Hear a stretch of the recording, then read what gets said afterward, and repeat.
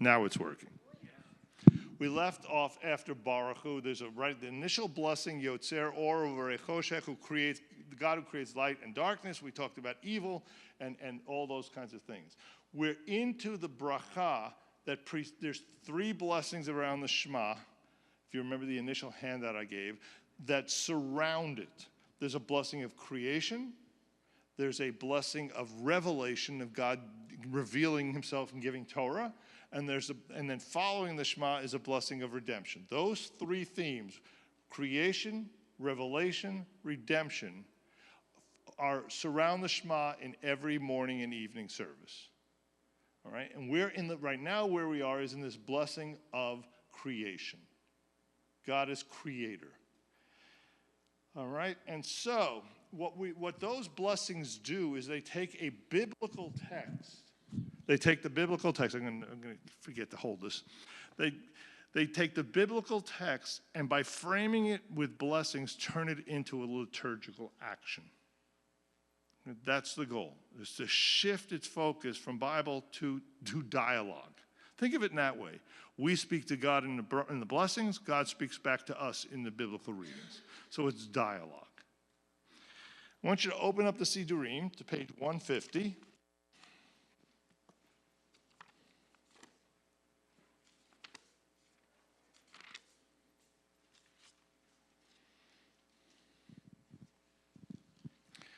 The first thing to note, I'll let you get there, is this blessing of creation starts at the top of 150, Yotzer Or, there's the blessing, and it goes all the way through the bottom of 152. Everything in there is one long blessing, all dealing with God in the role of creator. Okay, 3 pages. If you look at 150, count down 11 lines. Yes, I did the advanced counting. Count down 11 lines. You'll see the phrase in the Hebrew, Uvtuvo mechadesh bechol yom tamid ma'aseh v'reshit. In his goodness, mechadesh, chodesh, is to renew. It's new. Mechadesh, he renews bechol yom every day tamid, every day continually, ma'aseh v'reshit, the acts of creation. Yes. Okay? So you have here, in your goodness, I think they translate, in your goodness, day after day, you renew creation. That's how they translate it. Okay? In those first sentences in this process of creation, we find the idea that it is continual. What is significant about that is that really, in a way, communicates to us that every day is brand new.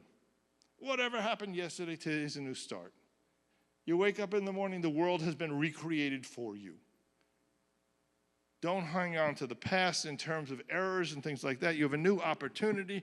Creation is not a one-time event. It is ongoing, and we are partners in that. I just read something, a very fascinating kind of concept. If you look at the creation story, day 1, day 2, day 3, day 4, day 5, day 6, God said that it was good. You don't find that on day 7. It's like it's open-ended. We have a role. The creation isn't finished. We are the ones who are partners with God to take that final step and make it into the world it should be. It's a very interesting concept of God has not created the world to be perfect for us and demands that we be part of the perfection of the world. It's and God, and God, right? Yeah. All right, but yes, but it's missing on day 7. That's the Vayechulu. That's what we sing, and God finished the work that he was doing. But you would think, and then once again, you'd see, and God said it was so it was good. It's not there.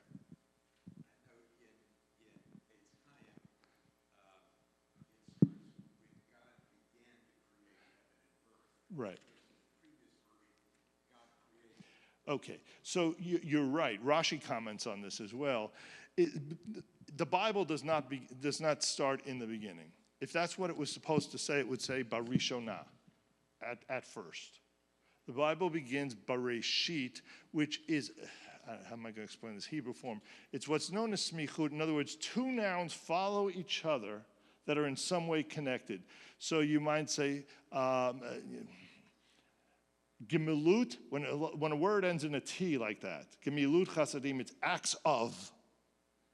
You can't, for example, say a devar. We all say that, but it's really a devar Torah. What you're saying is a word of. We've abbreviated. Ashrei. That's why I always refer to it as Ashrei Yoshvei. Take a happy R. Those who sit, all right, in God's presence. There are words that you have to take the next word as part of it because it's half of a phrase. That's a Hebrew structure. Bereshit bara, as the creation was happening, when God began to create, the heavens and the earth were null and void. There's a theological implication to that. God's not starting from nothing. It says that you have tohu vavohu. What you have is the words of the biblical scholars are a primordial soup. That all the ingredients are there, and what God does throughout the creation story is separate the difference between day and night, light and darkness. God separates one from the other, where prior to that they were all merged. Well, that's the Big Bang. It doesn't have to conflict with science. God took everything that was in one little molecule and separated it and gave meaning and division. So much for that, okay? But that underlies our understanding of the world. Fair enough, okay. So we are partners with God. We are shutafim with God in this process of tikkun olam, of perfecting the world that God has provided us. That's our role. That's what this is saying. Uvtuvo mechadesh. Every day it's renewed because we have a role in it. All right. It's a lot of theology. Turn to the next page. We all know how to sing this. We find in this section, within this blessing of creation, 3 acrostics. An acrostic is Aleph, Bet, Gimel, Dalet, Hey, all the way through. The first one is El Adon. You look at Aleph. The second line is Bet. The third line is Gimel, and so on through the alphabet. If you look on the next page, the weekday version at the bottom of the page, 152, you'll see El Baruch. Here, every word is the next letter. El, Baruch, Gadol, Daya, Hechin, Uf. All right? U, Vav. And then in the following page, you have what seems to have been an acrostic that got chopped off. Kulam Ahuvim, Kulam Birurim, Kulam Giborim, Aleph, Bet, Gimel. We're all created, we're all, etc. And it seems like there was a full acrostic somewhere. Got what we read of that. As with Ashrei, it served. What's the purpose of the acrostics? First is very pragmatic. They didn't have Siddurim. You didn't walk into the synagogue and find a Siddur. It's a very good memorization tool. When I'm doing Ashrei, I know which line is coming next because I'm going through the alphabet in my head. Okay? And it also, then from there, the rabbis then took it another step and basically said that it is a way of communicating that all of ourselves are in this process. We're putting everything, there's from A to Z, as the expression would go. It implies and so saying that everything is involved. That's reading number 1. It's a lovely little midrash. So let's, all right. Steve, you want to start with reading number 1? Oh, actually, I can't do that because they're online. I have to do the readings. I'm sorry. All right, my apologies. Oh, no, you know what? This is good. There you go. I can do that. Okay, blessing of creation. Clear. You got to put it in your mouth because they have to hear you online. All right. Here, reading number 1. Reading number 1. A simple man came to the synagogue once. During most of the service, he just sat and listened, for he did not know very much. He could not even read the Hebrew from the prayer book. Continue? Okay. All around him, the members of the congregation were standing in prayer, each man speaking with God in a whisper. And the simple man wished to speak with God too. He wished to tell God what a magnificent world he has made. He wished to thank the Lord for the blessings of health and life. But he could not find the right words to say. When he thought his heart would break from shame and sadness, he said, "Oh God, I cannot speak a beautiful prayer for you because I am a simple man. I have forgotten what I have studied. I am not good with words, but you, O Lord, you know how to do everything. So I will give you the alphabet, and you can make a beautiful prayer for yourself." Then he recited Aleph, Bet, Gimel, Dalet. Just giving away. No, I need this, not that.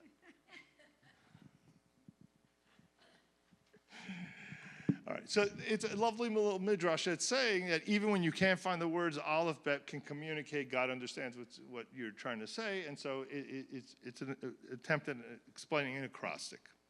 If you look at 151, you have there the same. I mentioned the same one. It's a shorter version. The distinction here, what you have is something that happens very often. On a weekday, you have a shortened version of a concept. On Shabbat, you have a longer version of the prayer, because on Shabbat, time doesn't matter. You're not in a rush to get to work. Things are slower. It's a slower pace. We can think more deeply, in a sense. So what I want to do now is go back to 151. I want to read El Adon. If anybody at home has a prayer book, we're just reading the translation of El Adon. So, and then we'll take it apart. God, master of all existence, praised by all that breathes, the world is filled with your greatness and glory, knowledge and understanding surround you. Exalted above holy beings, resplendent in glory on your chariot, integrity and mercy stand before your throne, love and merit accompany your presence. How good are the lights that our God has created. There's your creation, okay? How good are the lights, meaning the heavenly lights, that God has created, fashioned with understanding, intelligence, and insight, endowed with the strength and power to have dominion over earthly realms. Fully luminous, they gleam brightly, radiating splendor throughout the world. Happy as they go forth, joyous on their return, they accomplish with awe the will of their Creator. They give glory and honor to the name of God, invoking God's sovereignty with joyful song. God called forth the sun, and the light dawned, then considered and set the cycles of the moon, and the moon being another source of light. Again, they didn't understand it was reflecting the sunlight. It was a source of light. And so the array of heavens, the seraphim, the ophanim, the holy beings, those are all forms of angels. All the heavenly hosts give praise and glory and honor to God. Okay, we've read it. Somebody tell me, I'll repeat, what did we just hear?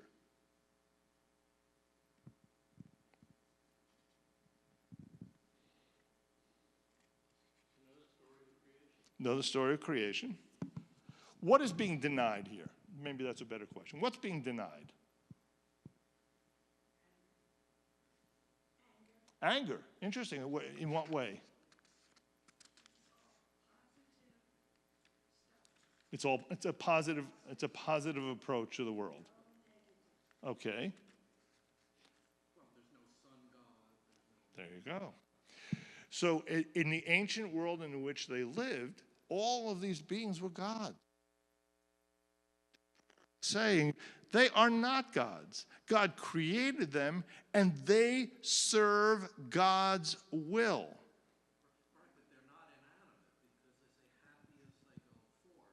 There's this that even they're happy with their role that God has assigned them, even as right. Again, remember there's a level of poetry here, all right. But yes, okay. Good. So it's no darkness. It's all about light and God's creation. I'll parallel that in a moment with the evening blessing. Wendy? And then Chris, you're next. Yes, happy as they go forth, joyous on their return. They accomplish with all the will of their Creator. Right. So I've often, when I describe this class, I mention the fact that what is being said is a denial of what's going on in the society around them that we would have no idea without understanding the history that's going with it. It's a denial of the surrounding cultures. There's no sun God. The Son is simply fulfilling God's will. Chris.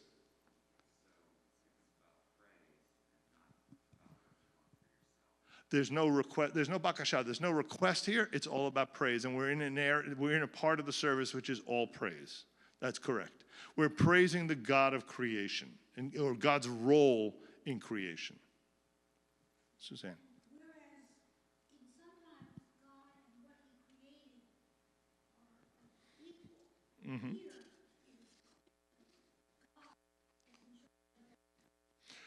Okay, so and I'm repeating, that it implies that normally God and His creations are not, you're saying in some way can be considered equal. Here there's a hierarchy. So tell me where would you see a parallel where God is equal to one of His creations? What are you thinking? in the beginning, when it's being described what God created, was this and that. Maybe it's not, in my mind, this is what God created. It wasn't necessarily equal, but they're put on the same line when they're spoken. Okay. There's a godliness within the creations that God creates. That's one of the messages about humanity. But I don't know that there isn't also a hierarchy within that. But to my mind, it's not, there is a hierarchy, but this is definitely. It's very clear. Yeah. The world is created outside of human beings, for sure. There's no question. There's an absolute hierarchy. God sets it in motion. They do.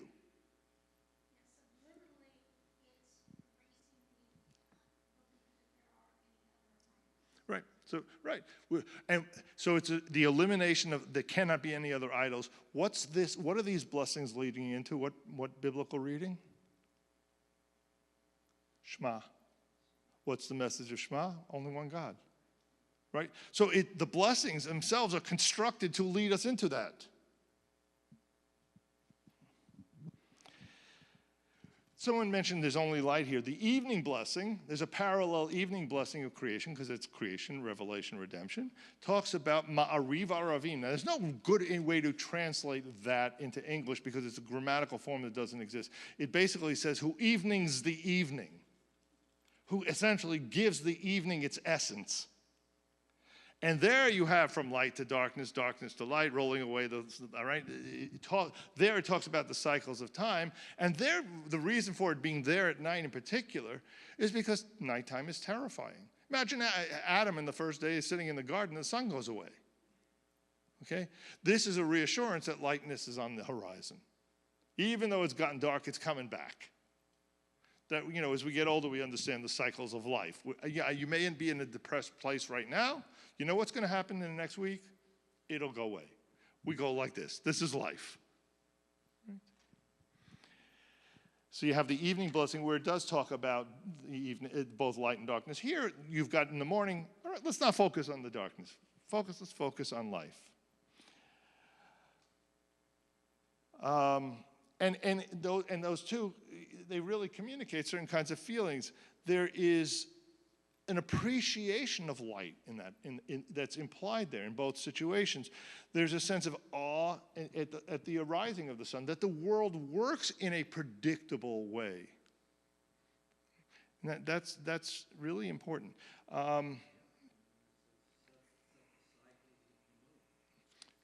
That's exactly it. And if you don't have the cycles of the seasons, which is also talks about in the evening blessing, you can't plant, you can't reap and sow, you can't do anything. Right? You can't predict. When nature doesn't behave as it's supposed to, we know what happens. We live in Houston. Right? When nature misbehaves, it completely throws everything out of kilter. The fact is we can predict most things. And that enables us to be able to produce food and eat and survive. All implied here. Now I want you to look at this El Adon prayer on 151. There's an alphabetical problem with this prayer. I want you to see if you can find it. You have to know your ABCs to do this.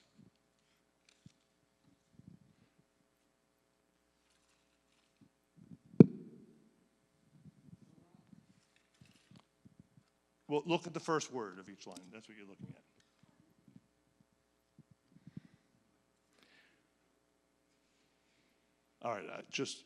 now I've had to look. Look at the fourth stanza, Maleim Mem.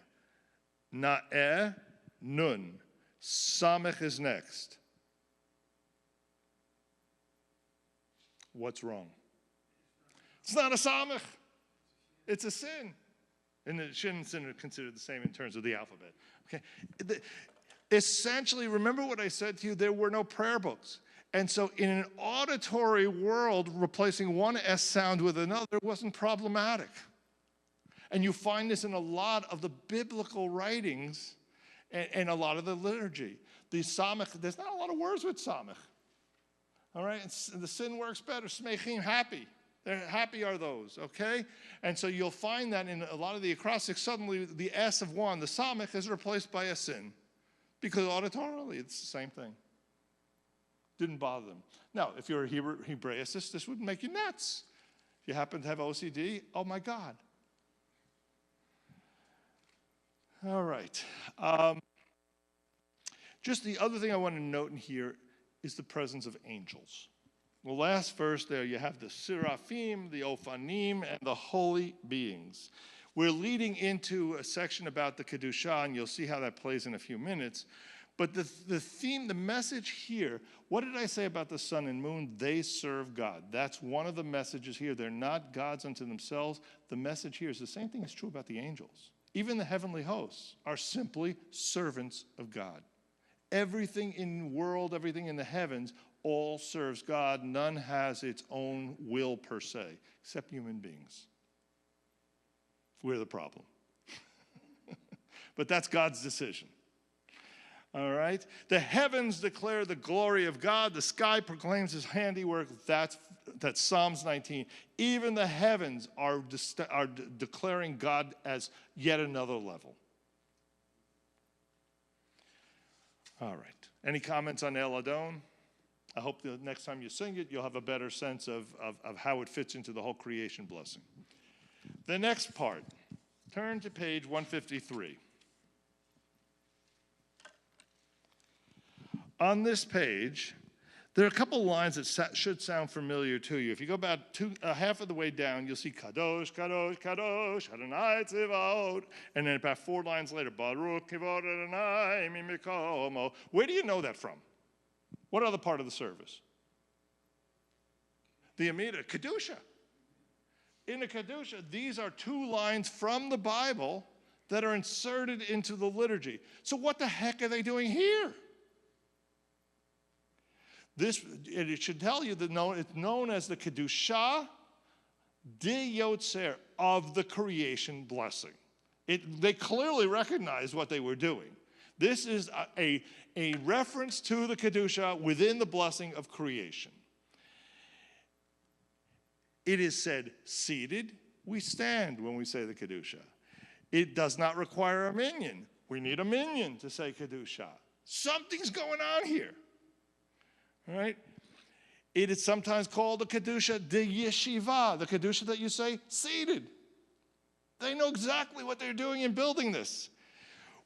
So how the rabbis understood this is that it is not we who are Nikadesh, we establish or we declare the holiness, the separateness of God. This is the angels doing it. Why did they do this? What if you don't have a minyan? So you can't say Kedusha without a minyan. So what they did is they built in a version in here where the angels are talking about it. We're not doing it, and for that you don't need a minyan, and you can say Kedusha in its own form.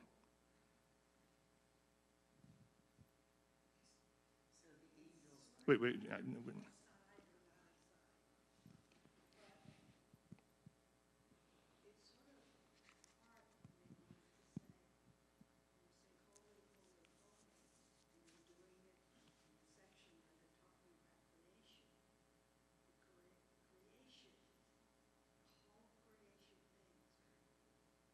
No, for sure. It reflects God in process.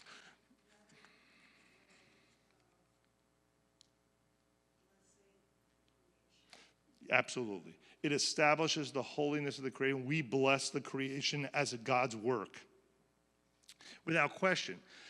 But they could have done that they could have done it without the lines per se. They did. They did exactly what you're describing, but they also recognized what they were doing was borrowing from Kedusha and sort of putting it in here in a way in which even without a minyan you could still say it.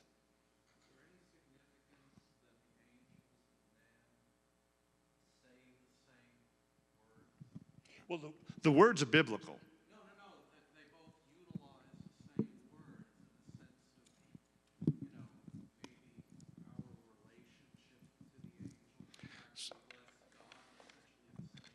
angels, So the question is, is there significance to the fact that the angels who are saying this are saying the exact same words that mankind is saying?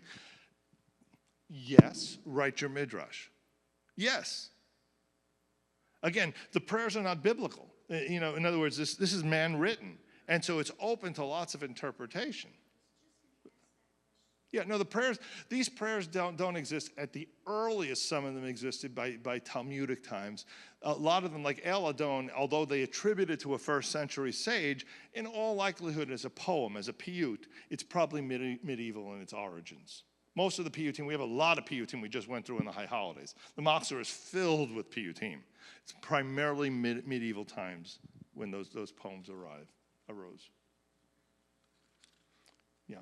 But the prayer book itself is man-written. There's no one in any of the movements has made a claim that there's a divinity to the prayers.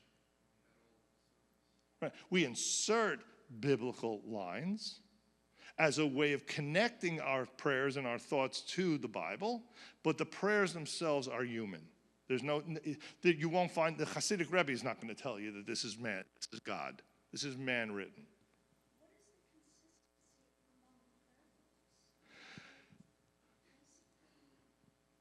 So what's the...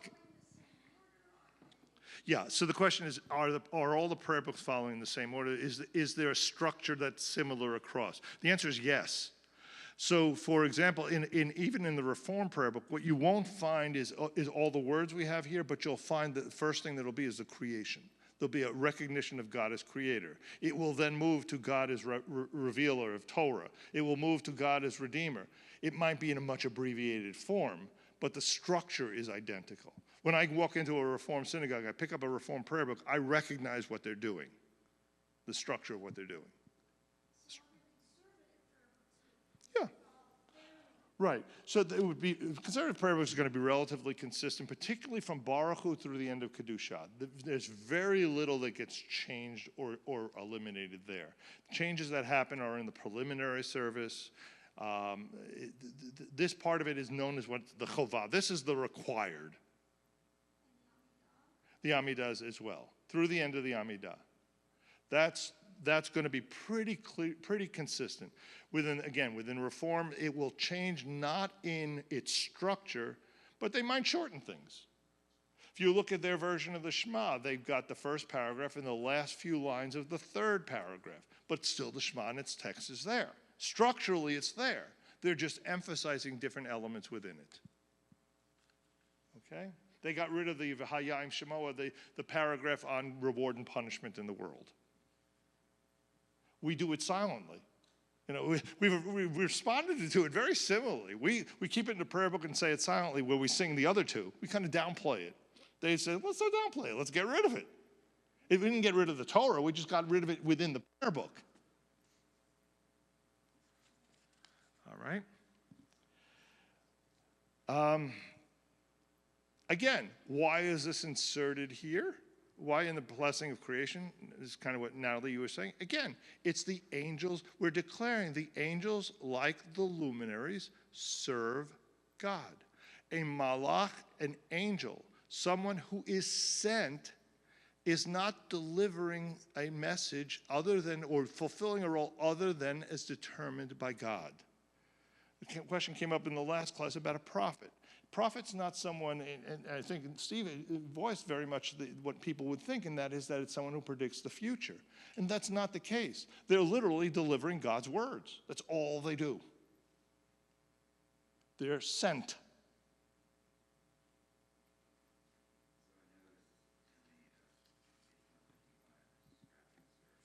(151) it says what?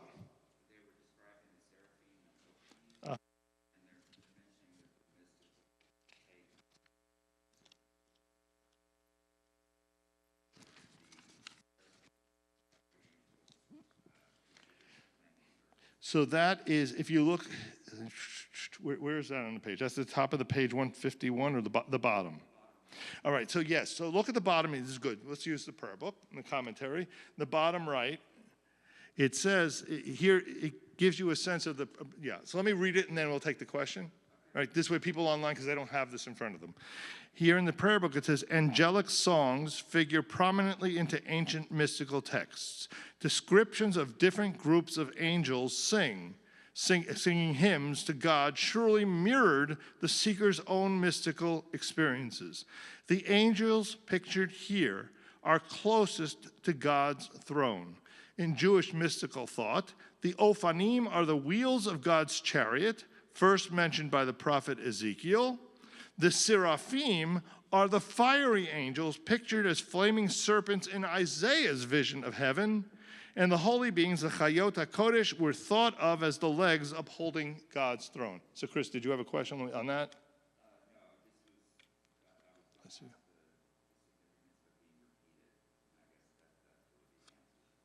They're different groups. Yeah.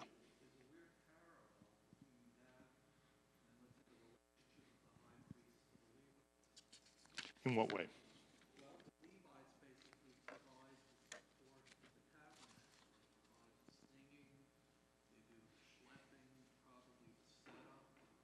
Yeah, so there's a hierarchy. But I mean, there's kind of a parallelism there between the angels' role and the Levites, if you consider the high priest as kind of parallel to God. So the angels in their role to God, as servants of God, in a sense, you're suggesting parallels the role of the Levites as servants of the Kohanim, who prepare, not servants of, but they help prepare for and enable. Again, great midrash. I expect to hear it written in form next week. That's right.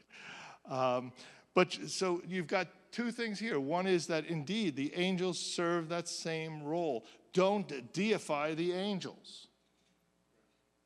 Okay? And then the fact that this, by putting it here, it also enables us to say Kedusha. So, no one's questioning, what do you mean angels? What's with angels? All right?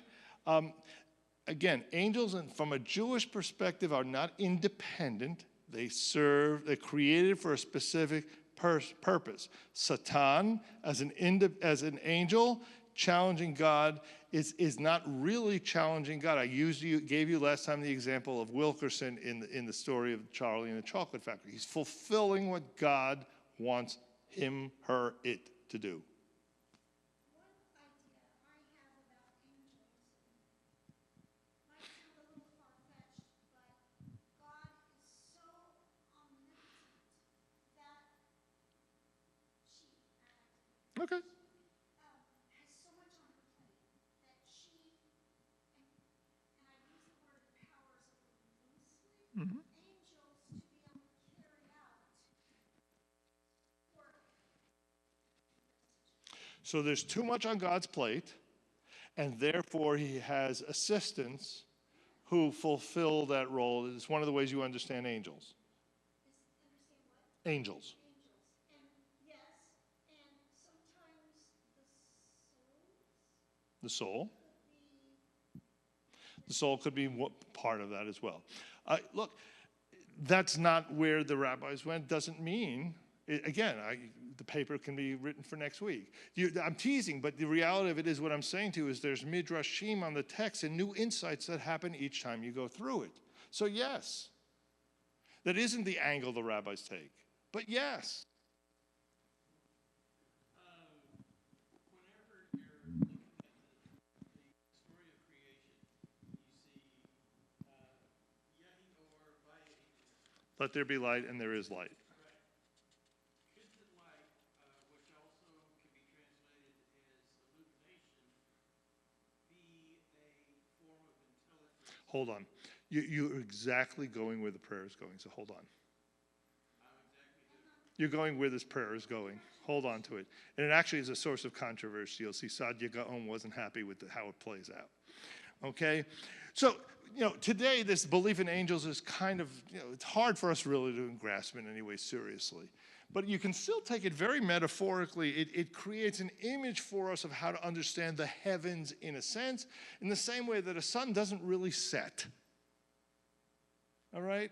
It doesn't really rise. We all understand what we're talking about, and we all use that language, and we all understand that it isn't meant to be taken literally. The sun is not setting anywhere. The earth is turning. Okay? We all know that. Breezes don't murmur. But everybody understands when I say it. They didn't know, and they have a whole different understanding of science. But for our purposes, it nonetheless can still be recited with a true heart because it still represents a metaphorical understanding of how the world works. We use that language in English all the time, as I just described. Breezes don't murmur, suns don't set. And yet everyone knows what you're talking about when you say it. Yes? I'm just making a connection with my recovery from my car accident. I've mentioned to you about this aura over me and all these good things in it, and whether those were angels bringing, don't worry, you'll get better, and all your family and friends are taking care of you. And I think that's a good explanation. So in our own personal experiences, we understand the world functioning in different ways, and at moments of crisis, we understand things. If you're looking to understand it in a godly, celestial kind of way, and that's, as Jews we tend to do, all right, and what most religions tend to do, you can experience, in a sense, the angels surrounding you at moments of crisis. Yeah, yes, again, I look forward to the paper. I'm saying this, but I'm not, and one of the things we do with the kids, what I would do with the kids when I taught Bible was say, write a midrash. Because the text is open-ended. And how you interpret it is yes. Now, are there things outside the bounds of yes? There are. But nothing has been said today is in any way outside the bounds. So, Steve, take a look down at the bottom of 153. The bottom of 153 is the closing part of this blessing. It finishes up, it's in bolder print at the bottom of 153. I'll give you a second to open up. Or Chadash al Tzion Ta'ir. A new light shine on Zion. What new sun? That's how it's been. The lights have all been the sun, the moon, the stars, etc., all through this prayer. What happened? What's it saying now? What did you say before?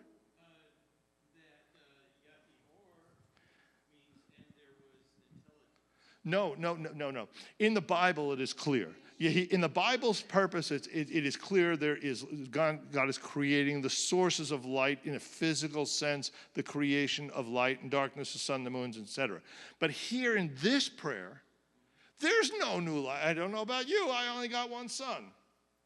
There is no new light. The meaning of or has shifted in this prayer, not in the Bible, but in the prayer to exactly what you're saying. A new understanding, new wisdom, new illumination, in a sense. Right, exactly. I can see clearly now, right? The meaning of the same word at the beginning of this bracha when we said Yotzer or, who forms light, and there it's referring to the sun, the moon, the stars, etc., as the biblical creation story. By the end of the prayer, the same word or no longer means the same thing. There's no new sun, there's no new stars, there's no new moon. God is not creating any new physical bodies. Now the word or in this prayer has shifted its meaning to the extent that Saadia Gaon in the 19th century refused to include this in his Siddur. So you completely change the prayer. It can be internal wisdom. It can be wisdom in the world. It certainly does not mean a luminary.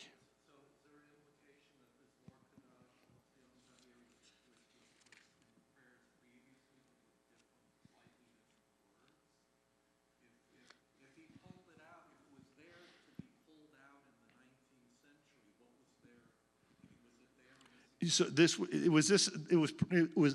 bracha about Or Chadash was there earlier. Yes, I don't know when it was introduced, but it was certainly there before Sajid Gaon. For him to pull it out, it had to be in existence prior. And so I do believe that this. No. The earlier Siddurim have it in this form. Yeah.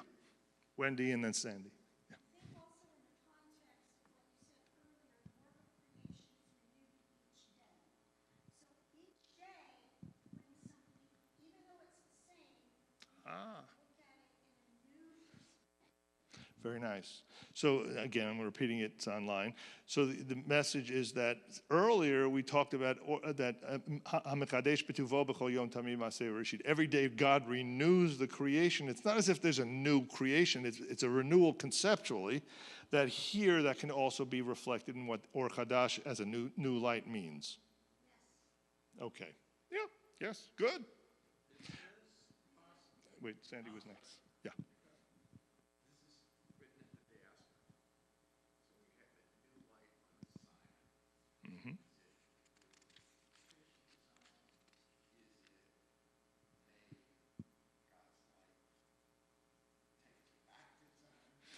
Okay, is this Or Chadash Al Tzion, a new light on Zion? Is this a prayer from Middle Ages saying we hope for a return of Zion, that God's light shine upon Zion in a new way? Yeah, great. Yep. Yes. Yes. Yes. Yes. Yes. Yes. Yes. All right, Steve.